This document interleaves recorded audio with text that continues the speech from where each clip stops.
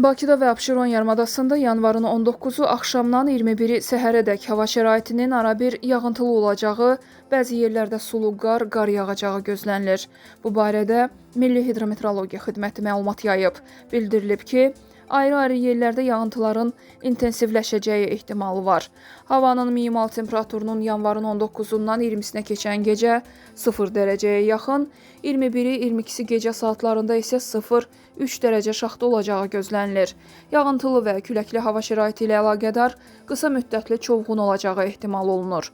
Azərbaycanın rayonlarında müşahidə olunan qeyri-sabit hava şəraitinin yanvarın 21-i gündüzədək davam edəcəyi, arabir yağıntılı olacağı, bəzi yerlərdə sulu qar yağacağı gözlənilir.